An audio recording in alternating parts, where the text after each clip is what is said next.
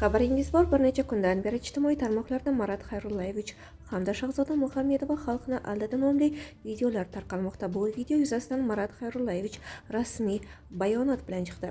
Bir masalaning tagiga yetmay, ikkinchi tarafni eshitmasdan hukm chiqarish jamiyatimizda shaxsiy fikrga ega bo'lmagan ayrim insonlarga xos holat.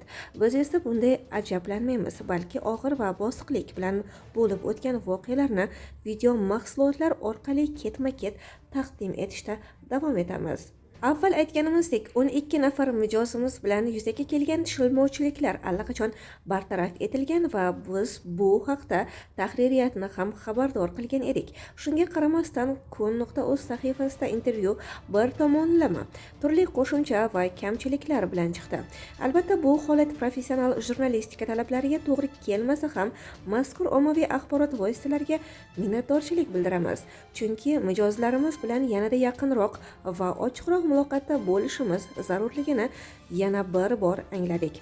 Takror ta'kidlayman, bizdagi barcha shartnomalar O'zbekiston Respublikasi qonunchiligi doirasida ikki taraf manfaatlari hisobga olingan holda tuzilgan. Istalgan mustaqil yurist yoki bloger tashrif buyurib, hujjatlarni shaxsan tekshirib ko'rishlari mumkin.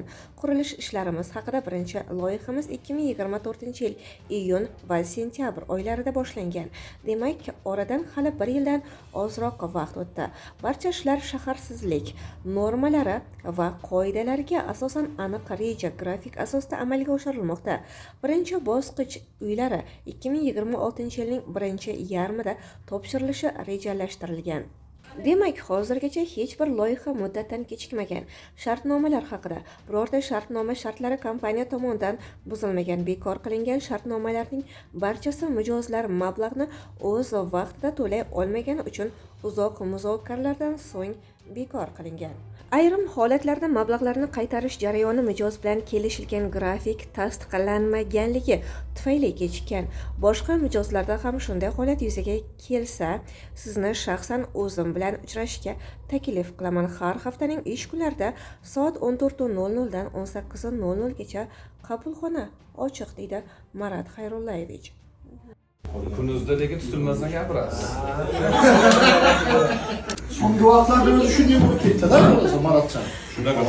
Internetda faqat uni yomonlab, buni yomonlab. Ko'pchilik o'ylayaptiki, bu kompaniya faqat mijozlar bilan kurashib, urushib, xuddi kimdir kelsa, o'shaning uchun ham Mirzabek akam kelmadi menim. Chunki hozir borsam yo militsiya chaqiradi, yo men bilan urushib qoladi. Bu mayliga telefonda keling, ishingizni hal qiling.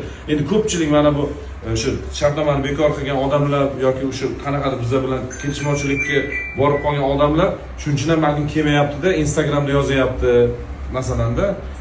Oxirgi paytlarda o'sha mediada shunaqa bir ko'rinish bo'lib qoldi. Xuddiki bizlar mijozlar bilan urushgan. O'zimizlar ham ahmoqmiz. Prямо siz bilan to'g'ri kelib gaplashishga yarashganda. Yaxshilikka, mana shu narsa bo'lishi kerak ekan. Biz ham o'zimiz tomonidan xodimlar e'tiborsizlik qilgan, vaqtida mijozlarni eshitmagan. Endi boya kim aybdor, kim aybsiz degan narsani yig'ishtiramiz. Lekin o'zi bitta yomon narsa bo'lib qoldiki, hammaning ko'zida xuddi biz hamma mijozlarni jarimaga tortgan bo'lib qoldik-da. Ana mediada noto'g'ri ketdi.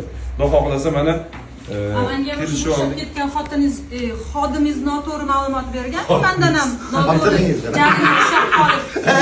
Stroysaga turmasa borib. Yo'q, ushlab ketdi deyapsiz, o'sha xodimingiz menga noto'g'ri ma'lumot berganda, masalan, meni ham jarima qilib, boshqa qilib, men ham shunaqa tushunganman deb. Shunaqa bo'lgan. Kecha ham yuristimizni shu masalada ozgina urishdik. Sababi haqiqatdan ham men o'zimning oldida ham ozgina noto'g'ri ma'lumot muomala qilganligi uchun keyin tushundim. Haqiqatdan men bo'lmaganman, sizlar kelganingizda ishinglar bitmagan, qanaqadir sizlar bilan agressiv yoki qanaqadir sizlar ham himoyada bo'lgansizlar, bular ham himoyada bo'lganda o'rtada anaqa bo'lmagan. Endi bitta narsa nasiba. Masalan, sizlar ham o'zingizlarni qanaqadir sababli yoki sababsiz kimdir shartnomani bekor qildi. Bizlar lekin baribir qurilishda davom etamiz. Lekin Abdushiy boyaga aytgan gapim Malik opa sizga ham, Mardon aka sizga ham hammaga Xudo xohlasa sizlar uchun 10 ta 20 ta uyda alohida olib qo'yamiz. Bitadi. Xudo xohlasa 26ni bahorda bitgan paytida men va'da beraman shu videoda eng zo'r imkoniyatda siz bilan men o'chakishdim. Siz aytsizda uyolmayman dedingiz-ku, o'shancha aytyapman. Uyda bitqizaman. Ochilish marosimiga kelasiz, ko'zingiz bilan ko'rasiz. Kadastrlari chiqqan paytida siz ataydan sizga aytyapman, o'sha narsani ko'rib men va'damni bajarganimda kelasizda, men sizga eng super условия qilib beraman.